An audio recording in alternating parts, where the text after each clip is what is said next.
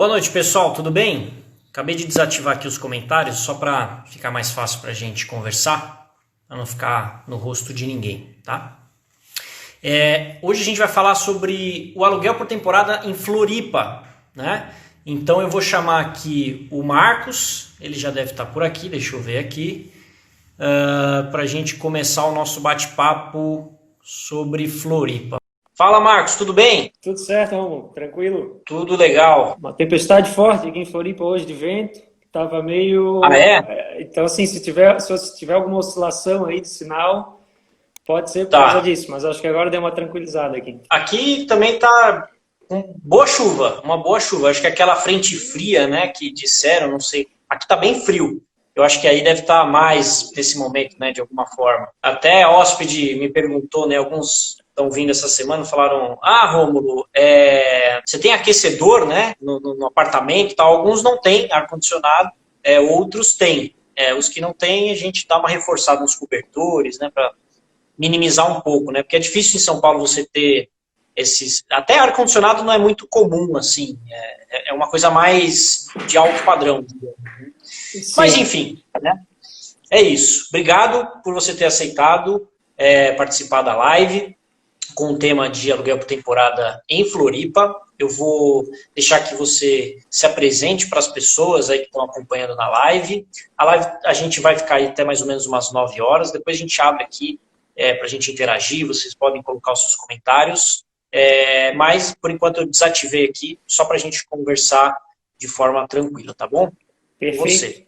Perfeito. Não, igualmente, né, Romulo, agradeço pela oportunidade de a gente estar aqui conversando contigo, ter aberto esse espaço para a gente. Eu vejo muito válida assim, essa interação de pessoas que estão envolvidas nesse mercado, né, do Airbnb, do aluguel temporada, enfim, eu vejo que é um mercado relativamente novo, pelo menos na ponta que a gente atua, que eu vou explicar um pouco melhor, que é na prestação de serviço. E eu acho que é bem importante que quem está envolvido nesse mercado converse, né? Até porque cada um está na sua região e a troca de experiências é muito válida, né? Então, agradeço a oportunidade de a gente trocar essa ideia, de compartilhar um pouco mais do que a gente faz e como a gente faz as coisas aqui em Floripa. Meu nome é Marcos Schmidt, eu sou daqui de Florianópolis, nasci em Florianópolis, cresci aqui e morei 10 anos no Canadá, dos 18 aí, aos 28 anos, 29 anos. E estudei turismo e hotelaria lá fora, gestão de hotel e restaurantes, trabalhei com isso quando eu estava lá. Então você já é um profissa já na área aí. Então, a minha formação foi nessa área, né? E eu tive a oportunidade de trabalhar em hotéis e de ser gerente de restaurante, tudo. E aí, quando eu voltei para Floripa, foi bem interessante. E aí a gente já vai até começar a entrar um pouco nas peculiaridades de Florianópolis, do nosso mercado, que quando eu voltei, eu já estava há um tempo no Canadá trabalhando com venda. Meus últimos anos lá eu trabalhei com venda. E aí eu voltei para cá e pensei, dei uma olhada, uma pesquisada para me inserir nesse mercado da hospitalidade, do turismo aqui. E o que eu vi, assim, na época não me encantou muito, porque a gente tem uma sazonalidade muito forte aqui em Floripa e, enfim, tinha uma série de outros fatores aí, mas no final das contas, quando eu voltei, eu acabei migrando para o mercado imobiliário. E eu fui aprender a ser corretor numa das principais imobiliárias aqui de Florianópolis. Na época, quando eu entrei, a imobiliária era pequena, tinha 12 corretores, quando eu saí tinha quase 90.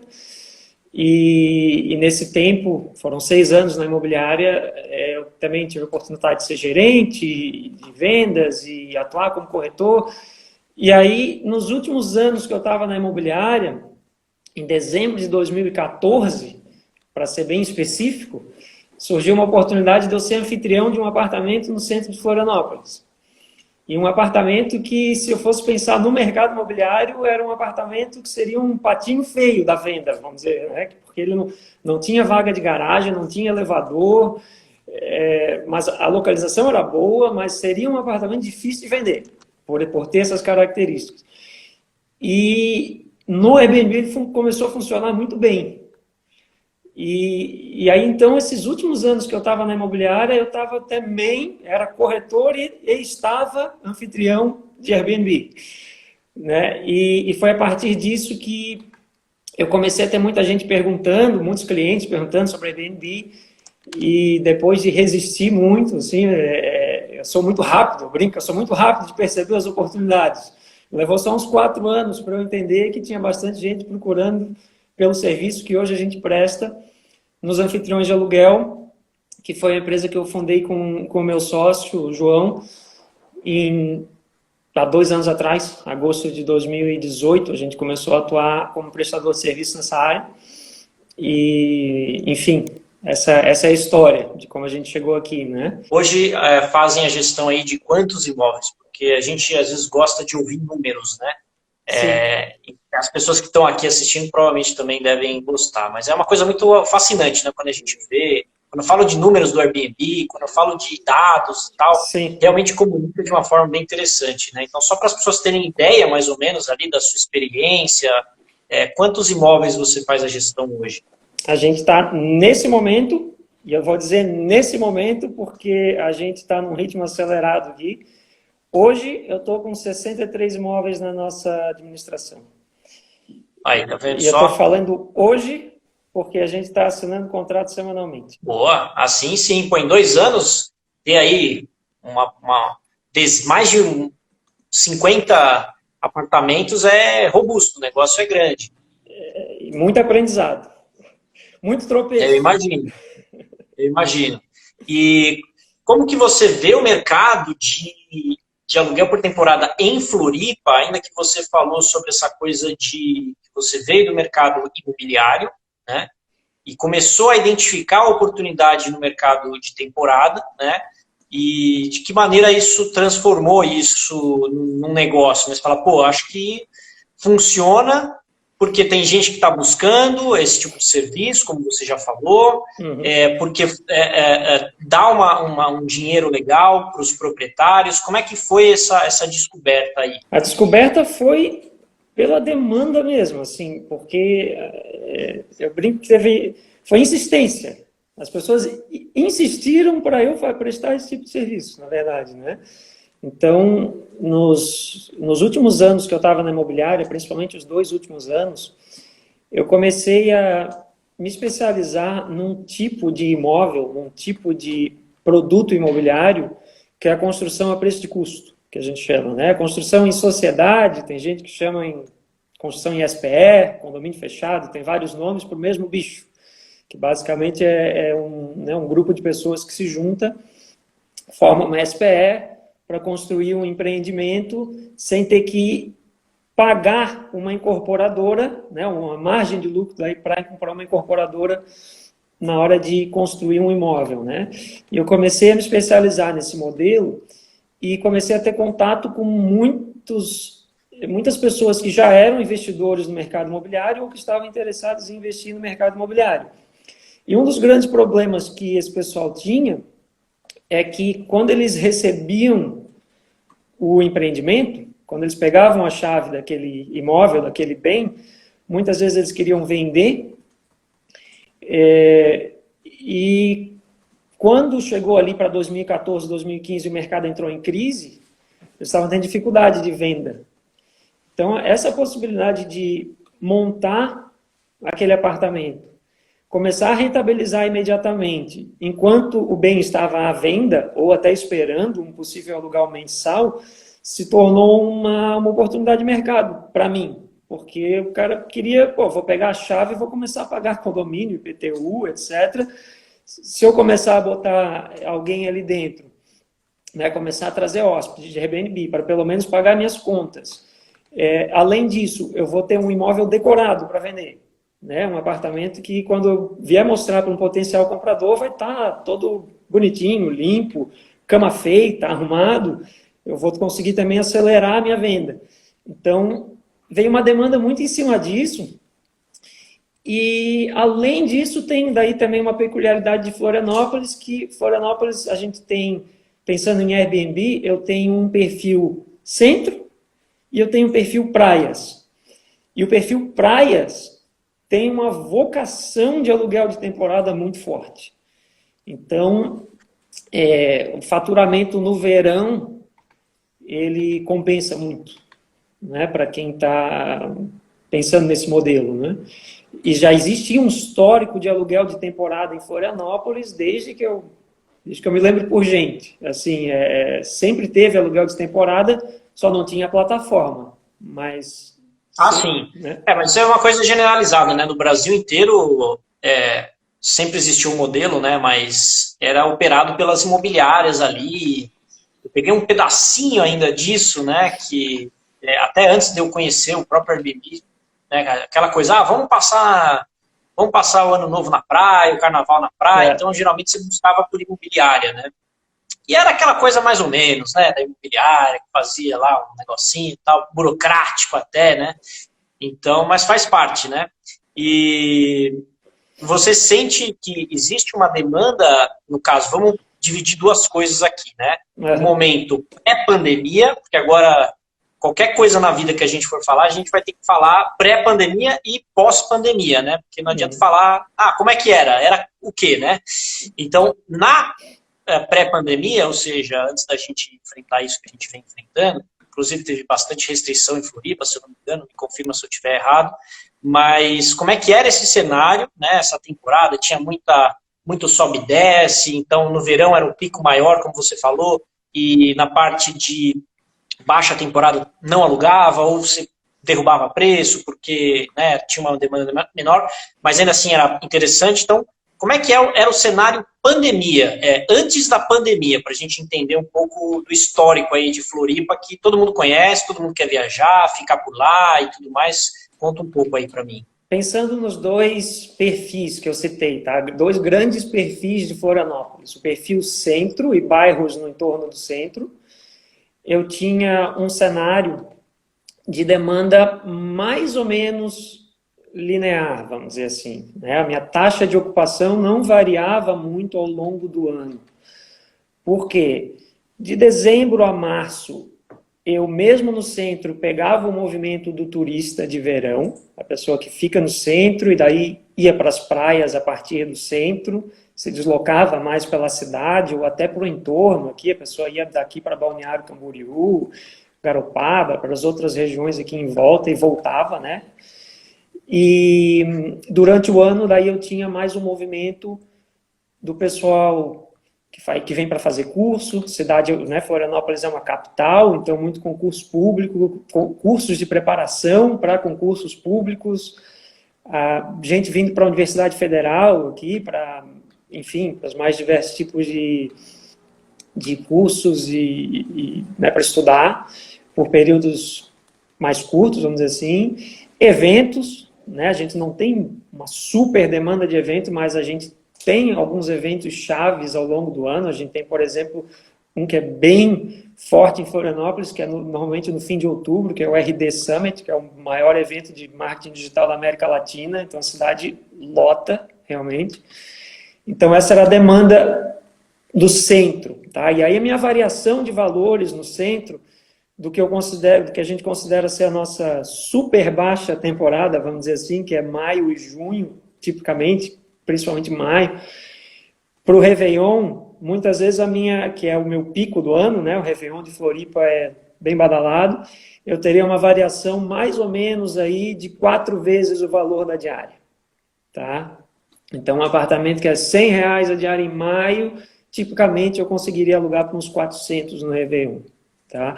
E aí com variações ao longo dessa linha, aí, de acordo com a demanda do momento. Né?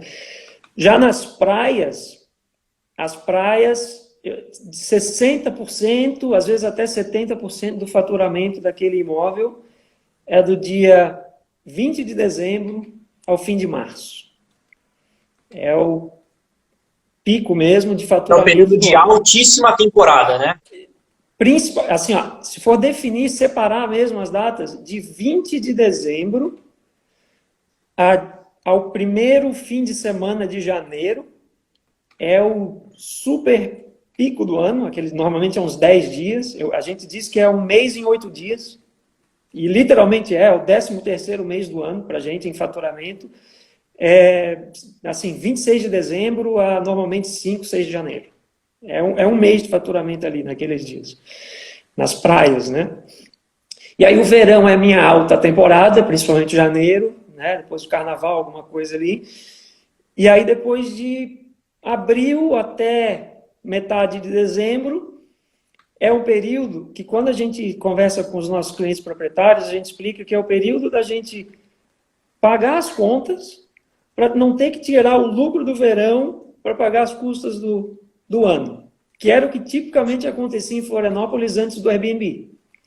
Porque as imobiliárias só atendiam no pico do verão, os proprietários literalmente fechavam a porta dos imóveis no fim de março e só abriu a porta de novo lá em dezembro para ter que quase reformar o imóvel, porque fica tanto tempo fechado na frente da praia que era, né, tinha que fazer toda uma preparação para o verão para poder começar a operar de novo no verão. Então, o Airbnb trouxe essa possibilidade da gente pagar as contas ao longo do ano para o proprietário realmente ter um lucro mais alto no verão, né? Essa é a ideia das praias aqui. Então, a gente poderia entender que, por exemplo, um imóvel no centro, ele tem uma sazonalidade ali mais constante, até nos períodos de baixa temporada, por conta dos eventos, por conta da metrópole ali funcionando, né? A capital está funcionando. Então, talvez, por mais que eles sejam mais constantes e mais lineares em preços, né? Tirando alguns momentos ali de pico, na praia sofre mais, né, essa sazonalidade, porque só o pico ali que acaba realmente conseguindo disparar muito mais, e aí no dia a dia ali na baixa temporada os imóveis do centro costumam performar melhor, seria isso, né, ou não? Exatamente, e aquela diferença de 1 para 4 que eu falei no centro, na praia chega até 1 para 6, 1 para 7, então o meu valor de Réveillon na média, eu diria umas 6 vezes mais alto que o meu valor de maio. E aí, em janeiro, logo depois desse primeiro fim de semana de janeiro, a gente já tem uma queda, porque seria o valor de alta temporada mesmo, né? Que seria, daí não 6 vezes, talvez 4 vezes e meia o valor da baixa.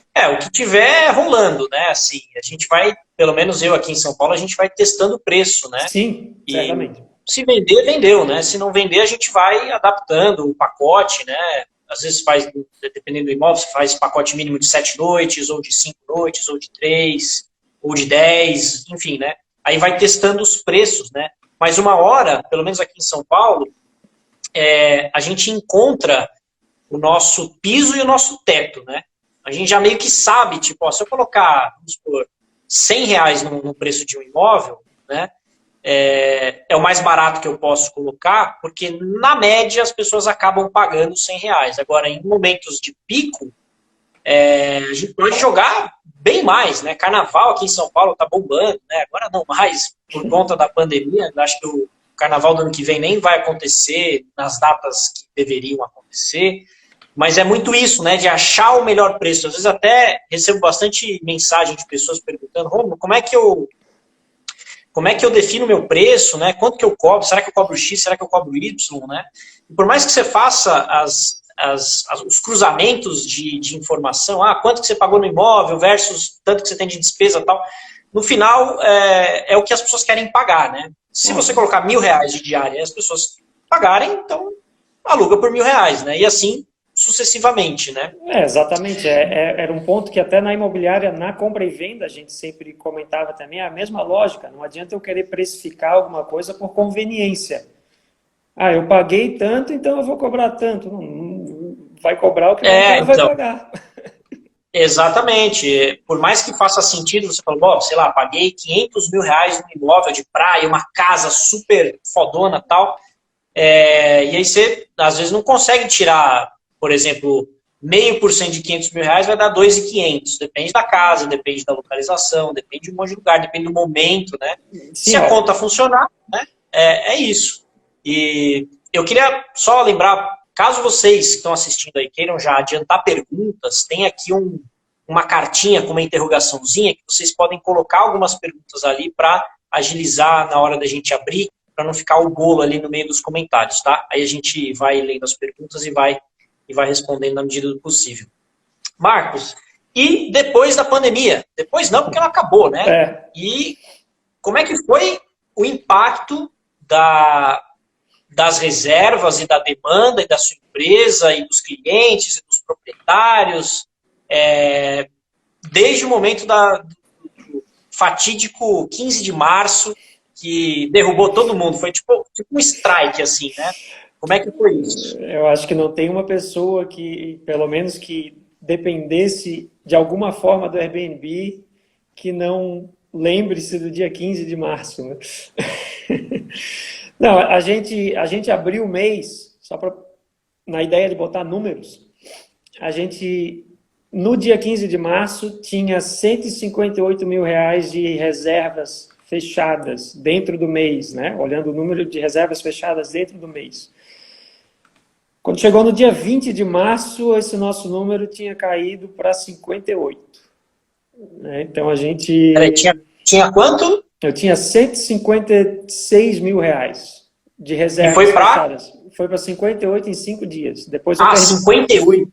Entendi. Depois eu perdi mais umas ainda. Então, março, basicamente, a gente fez o resultado que tinha para fazer nas reservas que, né, já estavam em andamento até o dia 15, porque logo que o Airbnb... Logo que a Organização Mundial da Saúde decretou a pandemia, aqui em Florianópolis tudo fechou muito rápido. Então, logo veio o decreto na cidade, no governo do estado, e a gente, até por opção de negócio, a gente parou as nossas reservas, porque a gente enxergou logo de cara que não ia ter como cumprir muitas das reservas que viessem na sequência. E aí depois, além da enxurrada do Airbnb e tal, aí realmente veio depois um decreto, uma decisão pelo Ministério Público de barrar realmente novas reservas do Airbnb aqui na cidade, né? Daí oficializou-se o que a gente informalmente já meio que estava vendo, já fez, né? Já tinha feito, porque já tinha visto que ia acontecer, de parar tudo. Então, assim, março o resultado que a gente teve foi esse. Impactou bastante no nosso negócio, porque março é um mês que normalmente é bom ainda, né? Não é alta temporada, mas é bom. É um mês de transição, vamos dizer assim. E abril, a cidade ficou o mês inteiro aqui em Florianópolis de abril, estava proibido receber hóspedes. Então a gente zerou abril, para não dizer que não zerou. Nos últimos 4 dias de abril, a prefeitura liberou aluguel de temporada, e daí a gente tomou até um susto, porque na época a gente imaginou que, cara, quem é que vai querer viajar agora no meio desse rolo? Estava bem naquele começo de tudo. E a prefeitura liberou bem no feriadão do 1º de maio. E em 2 dias começou a entrar um monte de reservas de fim de semana. A gente nem tinha estrutura, a gente não estava preparado para receber e nos assustou. Eu te confesso que nos assustou, porque a gente pensou, não sei se eu quero essa galera de fim de semana aqui nesse momento. Por causa de talvez um negócio reprimido de não, eu preciso curtir muito forte. Exatamente. Né? Assim, começou a liberar, na quinta-feira a gente começou a receber o pessoal, tudo reserva de última hora, o cara reservando hoje para chegar amanhã. Na quinta-feira a gente começou a receber o pessoal, começou a chegar o cara sem máscara, não sei o quê, eu assim, não, para esse negócio aí. Aí a gente botou uma restrição de tempo mínimo de reserva para 5 noites. Porque a gente pensou, não, a gente não quer o cara do fim de semana, até porque a prefeitura estava literalmente indo de bairro em bairro, autuando quem tivesse, né, aglomeração, festa, tal. Começou a aparecer um monte de casos aí nos nossos imóveis. Felizmente a gente não teve essa situação, até porque a gente agiu rápido, mas teve situação de começou a ter cobertura com festa, tal, a prefeitura entrando e multando. A gente barrou bem rápido essa coisa da reserva de 2 noites, 3 noites. E aí, então a gente teve um resultado bem pequeno, assim, em abril, só desse fim de semana. E aí, em maio, começou o fenômeno para nós aqui, que é um fenômeno mundial, que são as reservas, as estadias longas, né? As estadias de 30 ou mais noites. E eu lembro que a gente estava em casa, meio que naquele assim, marasmo de o que, que a gente vai fazer, e eu comecei, 3 vezes por dia eu estava vendo a central de ajuda do Airbnb para ver o que os caras iam falar, né? Todas as lives do Brian Chess que eu vi, e a gente começou a perceber que o Airbnb foi lá e abriu uma aba para estadias longas. Começou a investir nisso. E a gente pensou, pô, os caras vão botar o dinheiro deles nisso, vamos nos adaptar rápido para a gente se enquadrar nesse modelo aqui e ver o que, que acontece. E deu certo. Deu certo. E aí foi bem interessante, porque o mês de maio, que tipicamente é o nosso pior mês do ano, esse ano, com a pandemia e as reservas longas, a gente aumentou o nosso faturamento médio por propriedade em 56%. Foi bem significativo, porque era um mês que tipicamente era muito ruim, que acabou ficando razoável. Claro que a gente teve que, né, muita oferta, a demanda ainda era fraca, então a gente teve que trabalhar valores. Eu literalmente liguei ou entrei em contato com todos os nossos clientes proprietários, um por um, para explicar a situação, tentar entender qual era o mínimo que a gente podia negociar, para poder trabalhar com os descontos e fazer a coisa funcionar para pelo menos pagar as contas. Então a gente acabou tendo um resultado assim razoável em maio, e junho a gente teve um aumento de 12% no faturamento médio, também dentro dessa mesma ideia, das estadias longas. E julho que foi decepcionante, porque julho é um mês que a gente já teria as férias de julho, já é um mês assim de retomada na nossa sazonalidade aqui, e aí foi um mês que a gente não teve uma boa performance. E agora agosto, a gente está tendo um resultado bem legal. Está começando assim, a gente já tem Eu uma acho que proposta. eu acho que a partir desse, não sei, né? A gente nunca sabe o que vai acontecer amanhã, né? Porque as mortes elas ainda estão acontecendo e tal.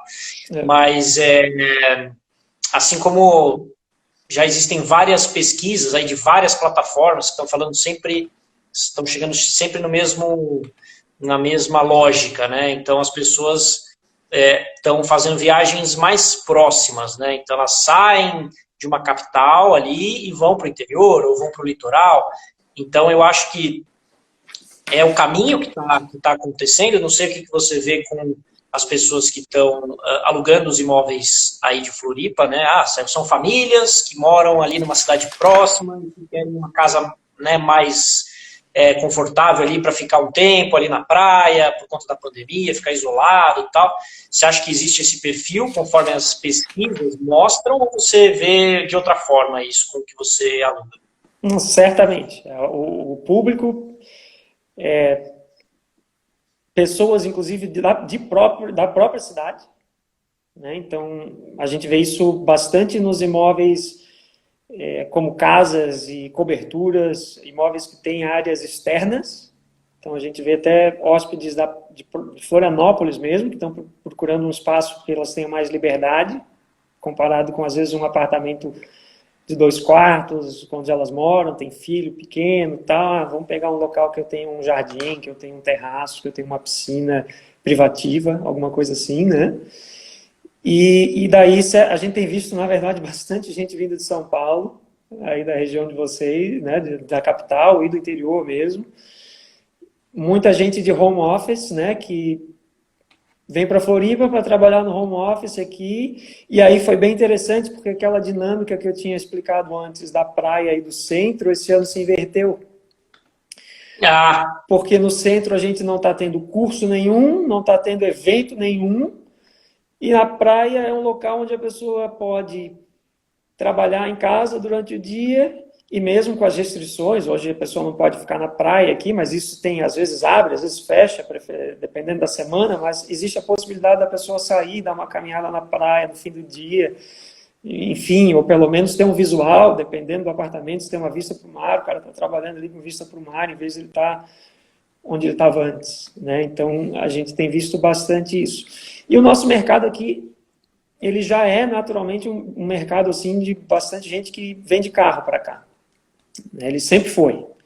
Até o nosso público estrangeiro de verão, né, Argentina, Uruguai, Paraguai, um percentual bem significativo vem de carro, né? Então, e igualmente para as outras regiões do Brasil aqui em volta, Rio Grande do Sul, Paraná, interior do estado, São Paulo. Eu tive essa semana um hóspede que veio de Campo Grande, lá do Mato Grosso do Sul, e veio de carro. Saiu às 5 da manhã e chegou às 2h30 aqui. Nossa Senhora. Então, a gente já tem esse perfil do pessoal que viaja de carro, né? Mas bastante disso. Home office bem forte. Essa história de home office, até falei aqui no canal, aqui no Instagram várias vezes, né, que virou a tendência agora, mas vamos ver se isso vai sobreviver ao longo do tempo, talvez vá dar uma equilibrada, né? E eu acho que existe uma demanda aí bem reprimida, né, de pessoas que querem viajar, ainda não fizeram isso, porque ou estão com medo, ou porque, sei lá o quê, né, acaba ficando em casa, mais isolado. Mas assim que as coisas começarem a liberar, o que as pessoas já estão fazendo, elas já estão indo ali para o campo, para a praia, ficando um tempo, para esquecer um pouco do negócio da cidade, que é uma coisa muito, né, você fica preso ali no seu apartamentinho desse tamanho, principalmente em São Paulo, né, que é pior ainda, né, os apartamentos aqui são minúsculos, dependendo de cada pessoa, mas eu tenho uma expectativa, né, isso é uma coisa que eu tenho na minha cabeça que não sei se vai ser, mas por conta dessa demanda reprimida, eu acho que as cidades que mais vão bombar, assim, nessa retomada, quando as coisas melhorarem, a vacina chegar, são as cidades litorâneas, as cidades do interior, porque as pessoas vão querer viajar não importa para onde. Elas só vão querer sair da cidade e ficar em outro lugar, mesmo que seja para não fazer nada. Né? Assim, fazer nada entre aspas, porque o pessoal já meio que tá fazendo nada em casa, entre aspas, né? E eu acho que quem tiver imóvel nessas regiões, vamos ver o que o futuro vai dizer, né? Isso é uma coisa que eu tô achando que vai ser. Só vamos confirmar lá na frente. Mas o que você acha, assim? Acho que é um movimento que está começando já, mesmo ainda estando no meio da pandemia, que acho que tende a se intensificar. Eu acredito que sim, a gente está, vamos dizer que a gente está dentro das possibilidades, está otimista com relação ao verão. Claro que a gente só vai saber a realidade realmente quando chegar mais próximo, né? E como é que as coisas vão estar naquele momento e que tipo de restrição vai existir na cidade. Mas eu também vejo, particularmente aqui em Florianópolis, que a pressão econômica, né, de todos os players de mercado aqui em Florianópolis, ela vai ser muito forte no verão. Eu acho muito difícil que na parte política se consiga manter restrições significativas durante o verão aqui em Florianópolis. Também, opinião minha total, não tenho nenhuma base de informação assim para chegar a essa conclusão, mas é o que a gente... É uma percepção que a gente teve até desse último mês, assim, que já existiu uma pressão econômica para abrir no pico da pandemia em Santa Catarina, começou o relaxamento das restrições. Então, né, certo ou errado, cada um tem a sua opinião, mas a pressão econômica falou mais alto, no pico da pandemia. Então, eu imagino que no verão não vai ser diferente. Né? E eu concordo que as pessoas estão loucas para sair de casa e a gente já está vendo algumas reservas mais curtas acontecendo agora para setembro. Que por aqui também eu tenho sentido reservas menores, né? Antes, né, igual você, acho que todo mundo, né, no Brasil todo, acho que até no mundo inteiro, talvez, em grande parte, as pessoas optaram em ficar um período maior, né? 15, 20, 30 dias por conta disso. E agora também estou sentindo o mesmo movimento, apesar da gente ser de cidade diferente, eu acho que o movimento ele acaba sendo uma coisa meio global, digamos, né? Então, acho que as pessoas aos poucos vão retomando a confiança de alguma forma, mesmo que no Brasil o negócio ainda não esteja controlado, mas são 5 meses, quase 6 meses, né, que a gente já está nisso. No começo a gente falava, não, isso aí vai demorar 1 mês, já tá no esquema, já tiramos de letra. Não. Não. Então, aquela coisa, eu acho que ainda vai até o ano que vem, até sair uma vacina, e quando sair a vacina, ainda tem alguns meses aí para ser distribuído para todo mundo, né, ser aquela coisa toda, né. E enquanto a gente está nesse momento, nessa onda aí que está melhorando, mas ainda assim não está o que era antes, pelo menos aqui em São Paulo. A gente está indo, está caminhando, mas não era o que era antes. Quais estratégias que você está adotando, né, para conseguir atrair mais pessoas, né? Tirar aquela pessoa que está na casa dela e convencer. E claro que o trabalho das plataformas é fazer essa intermediação ali. Mas qual a estratégia? Você abaixa preço, você faz um pacote com desconto maior, você usa várias plataformas. Como é que é a sua estrutura hoje nesse sentido, para se proteger o máximo possível? A nossa principal estratégia foi realmente focar em qualificar as nossas acomodações para entrar nas estadias mais longas. Então, internet, a gente fez upgrade de internet em vários apartamentos. Né? Como a gente é administrador, tudo isso passa por a gente comunicar se comunicar com os proprietários, explicar, enfim, porque a gente vê que quase todas as consultas as pessoas estão perguntando isso, qual é a velocidade da internet. Ficou muito mais relevante do que já era antes. Eu já brincava antes que hoje em dia o pessoal entra no apartamento, antes de perguntar onde é que fica a cama, o cara quer saber a senha do Wi-Fi, né? Mas, assim, agora mais ainda. Então, essa foi um grande ponto, assim, de qualificar a estratégia de precificação. Certamente, a gente começou a trabalhar uma precificação com desconto para estadias mais longas, e a gente trabalha com um sistema de precificação automática, né? Então, a gente readaptou ali os nossos parâmetros, né, de precificação para se adaptar a essa realidade. Então, descontos para estadias de 28 noites ou mais, trabalhando dentro de uma expectativa do que os proprietários consideram aceitável, mínimo aceitável. Não, Marcos, menos do que esse valor, eu prefiro deixar a porta fechada. Perfeito. Então, a gente readequou esse piso, né, de valores, e em maio, junho, realmente a gente trabalhou no piso. Não, assim, o que não trabalhou no piso não fechou, porque tinha muita oferta. Agora sim, por outro lado, a gente viu que a nossa taxa de ocupação foi 4, 5 vezes mais alta que a média.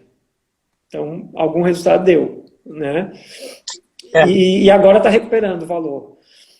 Então, nossa estratégia, a gente readequou, assim, alguns anúncios que a gente via que tinha esse potencial para mostrar um espaço externo, uma piscina privativa, um terraço, um jardim. A gente buscou priorizar um pouco mais isso dentro dos anúncios, né? Então a gente readequou algumas descrições e títulos, enfim, para tentar refletir isso um pouco melhor. A gente sempre trabalhou com fotografia profissional e home staging quando a gente prepara os nossos anúncios, então a gente já tinha um trabalho fotográfico muito bom. Foi mais questão de, às vezes, dar um pouco mais ênfase em algumas coisas, né? Foi muito em cima disso. Mas, basicamente, eu diria que a estratégia foi essa, assim, foi pegar na central de ajuda de Airbnb, o que eu preciso fazer para eu entrar nessa onda da estadia mais longa e seguir aquelas instruções ali. Pensei, se os caras que são, né, que investem bilhões em marketing por ano, estão botando o dinheiro deles nisso aqui, por que eu vou para outro caminho? E o nosso foco realmente, no nosso negócio, a gente foca muito em Airbnb. A gente trabalha também com o Booking e com o Vrbo, né, o antigo alugue temporada, mas o grande, assim, 85%, quase 90% do nosso faturamento, dependendo do mês, vem do Airbnb mesmo. Então, a gente foca muito em cima disso. Legal. Eu até cheguei a mexer em alguns anúncios, né, que privilegiavam a acessibilidade do ponto de vista de locomoção. Uhum.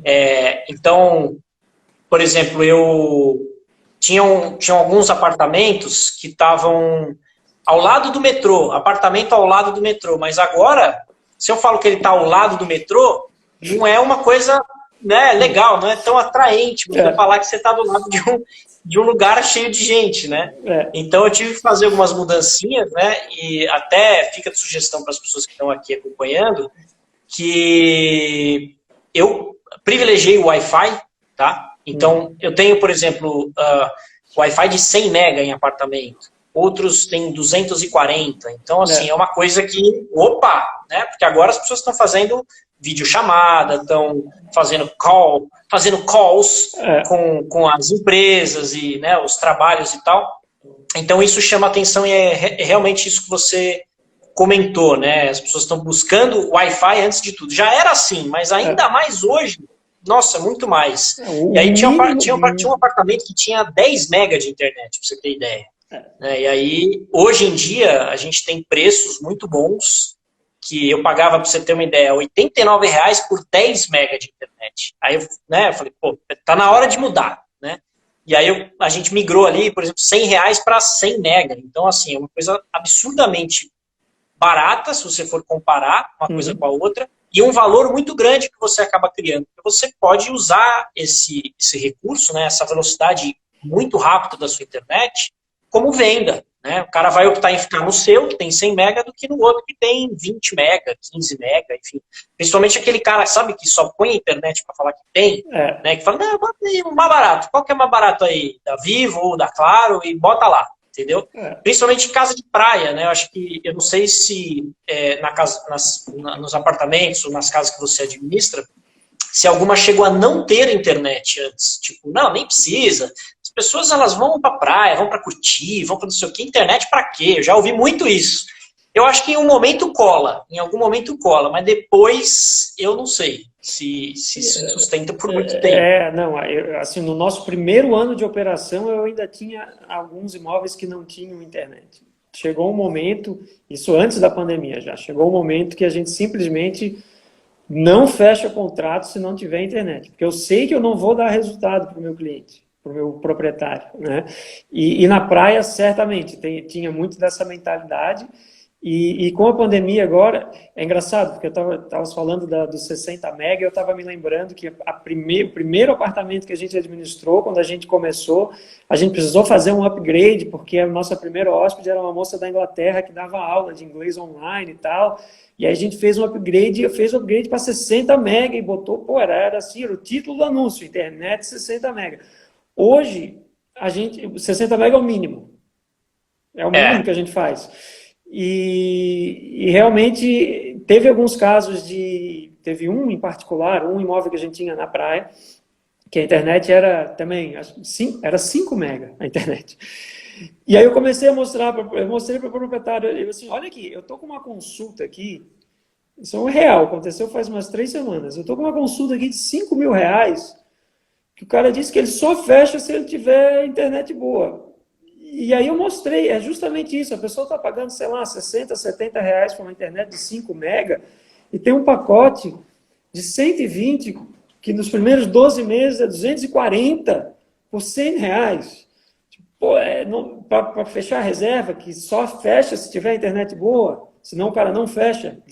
Literalmente o hóspede botou, olha, eu gostei mais do teu, mas eu não vou fechar sem internet apropriada para poder trabalhar, entendeu?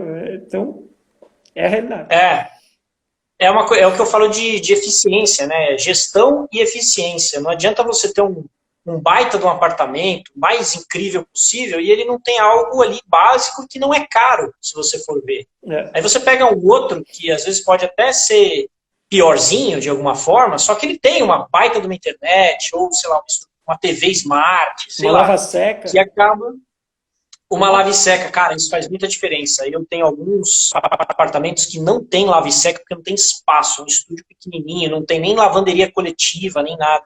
E esse foi um ponto negativo que fez com que alguns apartamentos custassem para serem reservados. Então, os que tinham máquina de lavar foram um grande diferencial, porque você pega essas pessoas que ficam 30 dias, se você não tem uma máquina de lavar, o que você vai fazer? E não tem lavanderia aberta, porque já, né, na época fechado e tal.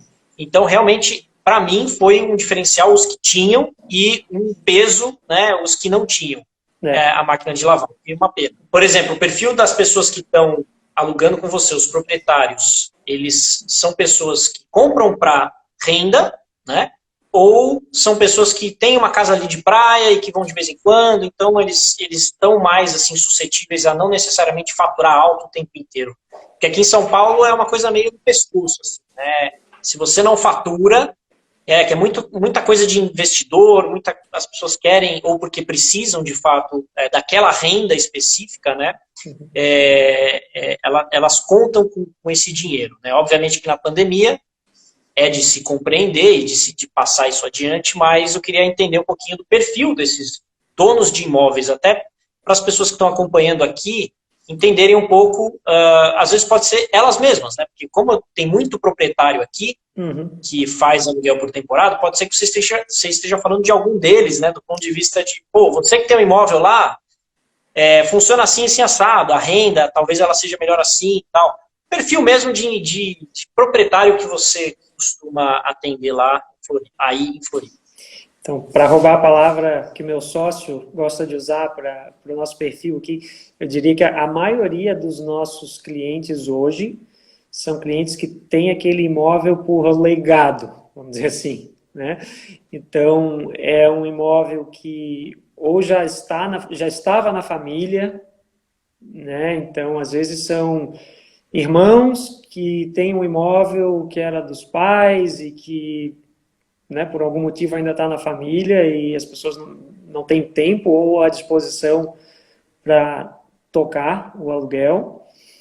A gente tem um percentual de proprietários, como eu citei antes, que são investidores que estão pensando em vender, e aí, enquanto eles estão vendendo, eles estão praticando, estão, né, rentabilizando aquele bem, transformando um passivo num ativo enquanto eles estão vendendo, né, para não ficar pagando condomínio, IPTU e tal. E a gente tem o perfil investidor também, principalmente nesse segmento que eu comentei antes ali, do pessoal do preço de custo, né, em bairros específicos que tem essa vocação de aluguel de temporada, né, então praias, a gente tem Jurerê aqui, que é muito forte. Jurerê é quase que um meio termo entre o centro e a praia, porque Jurerê tem uma movimentação de bairro, assim, de eventos e de centro, e Jurerê fica muito próximo da principal via aqui do estado, em volume de veículos, que é a SC401, que é a via que leva do centro para o norte da ilha, e que é a via onde estão localizadas um percentual muito grande das empresas de tecnologia, que hoje movimentam a maioria do PIB de Florianópolis, né? Então, essas empresas de tecnologia tem muita gente trabalhando em projeto, muita gente se movimentando, e tem gente trabalhando fixo, e Jurerê fica próximo e fica meio que no contrafluxo, dependendo dos horários, né? Então, Jurerê funciona um pouco como centro e um pouco como praia, né? Então, é um bairro muito forte, assim, para quem está pensando em investidor. Então, a gente tem muitos investidores que estão em Jurerê e estão no centro. E o pessoal da praia, né, quem investe em praia tem esse entendimento que o lucro é no verão, né, e que é possível lucrar no verão, e daí o resto do ano é uma época de não matar o lucro do verão. Né? Então, de sobrevivência. Exatamente. Né? Tipo o urso que vai hibernar, né? Ele sai para caçar no verão e hiberna por meses ali pequenininho, protegido, né? Exato. É bem isso. Exato. Então, a gente tem, assim, um pouco de tudo, tá? Na nossa carteira. A gente tem um pouco de tudo. Mas a gente trocou uma ideia outro dia sobre isso, né, Romulo? A gente tem um cuidado muito grande, assim, com esse discurso eu sei que tu bate muito nisso também, no discurso de que, o Airbnb rende 3 vezes mais com aluguel anual e tal. Eu sempre digo que a palavra não é rende, a palavra é fatura. Certamente fatura. Eu não bato nisso, né? Eu bato ao contrário disso. Não, né? exatamente. As pessoas acham que é isso. Sim, bate nessa ideia de que o Airbnb não é necessariamente mais rentável. Pode ser mais rentável, mina de ouro. Depende da situação. Né? Ele certamente fatura mais, isso eu não tenho dúvida, ele fatura mais. Agora, daí a ser mais rentável, depende, né? Depende dos custos de condomínio, administração, etc. Exatamente. Tudo mais. Porque senão a gente acaba caindo ali numa falácia, né? Não, porque no Airbnb você ganha 3 vezes mais. Ganha, mas não quer dizer que você bota no bolso 3 vezes mais. Né? Exato. Não é bem isso. Eu vou usar, faltam 10 minutos aqui, só para a gente abrir os comentários. Eu vou puxar aqui, vamos tentar responder o máximo de comentários possível, sem tomar muito tempo, para a gente tentar atender todo mundo. Vou abrir aqui a caixinha, caso as pessoas queiram participar. E aí eu vou olhar aqui, vamos ver aqui. Vou puxar aqui as perguntas. Vamos com essa aqui, como funciona a carteira de seus irmãos de prorrogação? Vamos lá. Vamos tentar responder eu e você. Eu vou responder rápido, você responde rápido para a gente falar mais, tá? Uhum. Como funciona a carteira dos seus imóveis para alocação? Vocês alugam mobiliado e sublocam? Olha, eu tenho imóveis tanto de proprietários quanto imóveis sublocados, tá? Numa proporção aí de 80-20. Na verdade, até mais, 90-10, né? 90% proprietário, 10% de sublocado. Então, essa é mais ou menos a proporção que eu tenho aqui. Você, Marcos? A gente não subloca, a gente trabalha exclusivamente com imóvel de proprietários e a gente tem um padrão, um inventário padrão que a gente coloca nos proprietários para a gente poder operar naquele imóvel. Então, 100% dos imóveis são de proprietários aí que vocês administram, né? Sim. Como administradores, vocês contabilizam tudo do AP, itens de cozinha, roupa de cama. Vou começar por mim.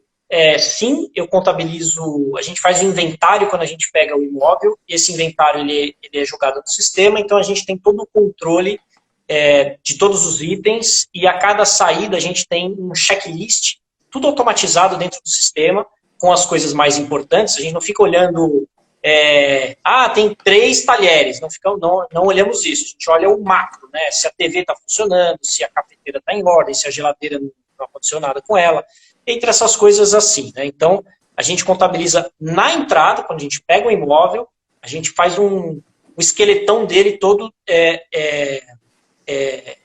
descrito dentro do sistema. E você, Marcos? A gente é mais ou menos assim, porém o que a gente faz a gente tem um inventário padrão, como eu citei antes, e por contrato, a minha responsabilidade de vistoria é sobre os itens que estão naquele inventário. E aí a gente orienta o proprietário, se o proprietário por algum motivo quiser deixar itens a mais do que tem no nosso inventário, a gente explica que a minha equipe está treinada e a nossa responsabilidade se resume ao inventário, que a gente faz ele de uma forma mais completa e enxuta possível, para ter tudo que o hóspede precisa, mas também não ter coisa que vai tirar a nossa eficiência no dia a dia, né? E roupa de cama e banho, a gente fornece tudo, com lavanderia industrial e higienização têxtil industrial. Legal, show de bola. Acho que tem uma pergunta de enxoval, talvez a gente passe por ela, né, se der tempo.